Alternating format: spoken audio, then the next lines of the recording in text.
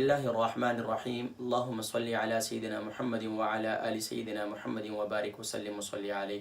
ہمارے ساتھ ابھی جھانزیب بھائی یہاں تشریف فرما تھے، بلکہ ابھی تشریف فرما ہے۔ انہوں نے مجھے کہا کہ قاری صاحب بہت تنگ دستی کا شکار ہوں، یہاں تک کہ کماتا ہوں اور جو ہے وہ خرچ ہو جاتا ہے اور بہت پریشان ہو جاتا ہوں، مقروض بھی ہوں۔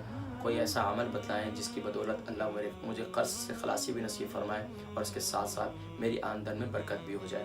ماشاءاللہ میری اچھی تنخواہ ہے، کماتا ہوں، لیکن اس کے باوجود جو ہے بچت نہیں ہوتی ہے۔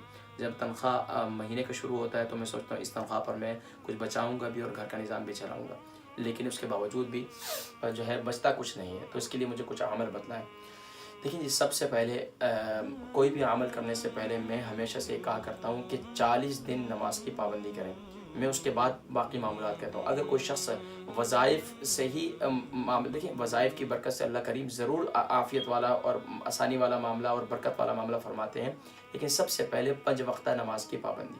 تو یاد رکھیے 5 وقتہ نماز کی پابندی کیجیے، ایک کام کریں۔ دوسرا یہ کام کریں کہ دن میں باوضو رہیں۔ جو شخص باوضو رہتا ہے اللہ کریم اس کے رزق میں برکت نصیب فرماتے ہیں اور اس کی صحت میں برکت نصیب فرماتے ہیں، اور باوضو رہنے والا شخص کبھی نماز میں تاخیر نہیں ہوتی اور نماز کی ہمیشہ پابندی ہو جاتا ہے ماشاءاللہ۔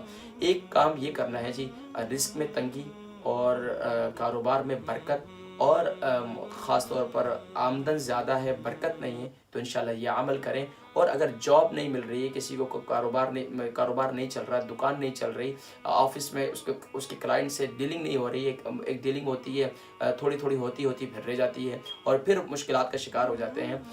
تو یہاں تک کہ مجھے ایک عرصہ پہلے مجھے یاد آئی بات کی، ایک ساتھی آیا مجھے کہنے لگے قاری صاحب اب تو یہ صورتحال ہوگی، اتنے معاملات خراب ہو چکے ہیں کہ مجھے بس اوقات یہ خیال بھی دن میں جنم لیتا ہے کہ میں نماز بھی نہ پڑھوں، لا حول ولا قوت الا باللہ۔ یعنی شیطان اس قدر بھی اکساتا ہے انسان کو، دین سے دور کرتا ہے کہ تمہارا رب، تم نماز بھی پڑھتے ہو، قرآن بھی پڑھتے ہو، اس کے باوجود تم سے رب تمہیں جو ہے روزی نہیں دے رہا، اور دوسرے لوگ ہیں نماز نہیں پڑھتے، ان کے کاروبار سے۔ یاد رکھیے دنیا کا مل جانا اس بات کی علامت نہیں ہوتی ہے، لیکن ظاہری بات ہے دنیا یہ ہماری ضرورت ہے، اس کا نظام ہم نے چلانا ہے، تو اس کے لیے یہ دنیا ہماری زندگی کا حصہ ہے۔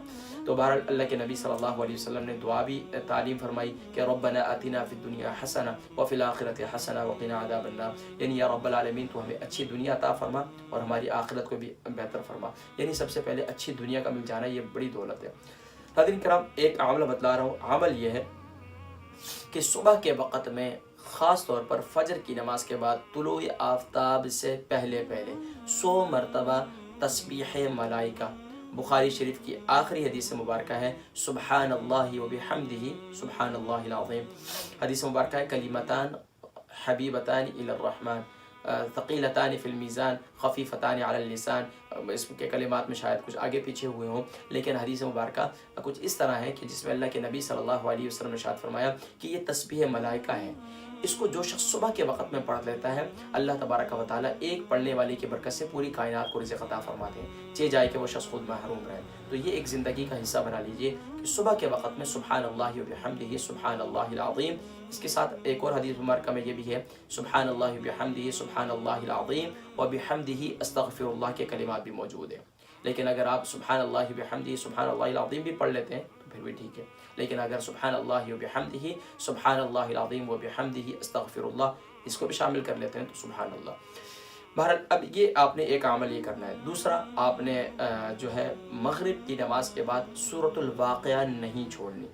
گھر میں اپنے بچوں کو، اپنی گھر والی کو، سب کو یہ لازم کر لیں کہ آپ نے سورۃ الواقعہ کبھی بھی نہیں چھوڑنی۔ ایک کام یہ کرنا ہے اور یہ زندگی کا حصہ بنا لیں۔ مجھے یاد ہے اچھی طریقے سے ہمارے اساتذہ فرمایا کرتے تھے کہ اگر تم بھائی، ہم اس زمانے میں بچپن میں تھے، اسٹوڈنٹ لائف میں ہمارے پاس پیسے نہیں ہوا کرتے تھے، فرمایا کرتے تھے کہ بھائی اگر تم چاہتے ہو کہ تمہاری جیب خالی نہ ہو تو سورہ واقعہ پڑھ لیا کرو۔ واللہ اللہ کی کرم نوازی کہ سورہ واقعہ کو چھوڑا نہیں اور الحمدللہ اللہ پاک نے برکت عطا فرمائی۔ تیسرا کام یہ کرنا ہے کہ جب بھی آپ گھر میں داخل ہو، آفس میں داخل ہو، اپنے جاب جہاں کرتے ہیں وہاں داخل ہو، تو آپ نے یہ عمل کرنا ہے کہ ایک مرتبہ پیارے کریم آقا علیہ السلام کی بارگاہ میں درود و سلام، یعنی کہ صلی اللہ علیہ وسلم یا جو بھی آپ کو درود و سلام آسان لگے وہ پڑھ لیجئے۔ اور اسی طریقے سے پھر آپ گھر میں داخل ہوں تو گھر والوں پر سلام پیش کریں۔ السلام علیکم ورحمۃ اللہ وبرکاتہ۔ اگر گھر میں کوئی نہیں ہے اور سامنے بھی کوئی نہیں ہے، آفس میں بھی کوئی نہیں ہے، تو السلام علینا وعلی عباد اللہ الصالحین، یہ عمل کریں۔ اور اس کے بعد ایک مرتبہ سورہ اخلاص پڑھ لیں، قل هو اللہ احد، یہ سورہ اخلاص پوری پڑھ لیں۔ یہ 3 عمل کریں، انشاءاللہ اللہ کریم آپ کے روزی میں برکت نصیب فرمائیں گے۔ جاب نہیں ہے تو جاب بھی مل جائے گی، اور اگر کاروبار نہیں چل رہا تو کاروبار بھی چل پڑے گا۔ اور اس کے ساتھ ساتھ تیسرا عمل، اور اس کے ساتھ ساتھ ایک عمل اور کریں کہ اپنی زندگی کا حصہ بنا لیں کہ صدقہ ضرور نکالیں، چاہے 1 پاؤنڈ ہو، چاہے 1 پینی ہو، چاہے 1 روپیہ ہو، چاہے جتنے بھی آپ جو بھی کرنسی میں ہیں، جتنی آپ کے حسب توفیق ہے، لیکن آپ صدقہ ضرور نکالیں۔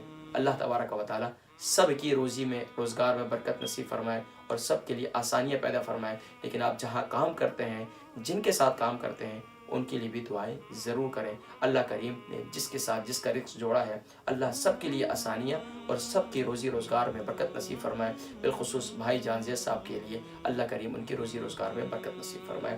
اجازت دیجیے گا اپنے میزبان حکیم محمد فرحان صدیقی کو برطانیہ UK سے السلام علیکم ورحمۃ اللہ وبرکاتہ و مغفرت۔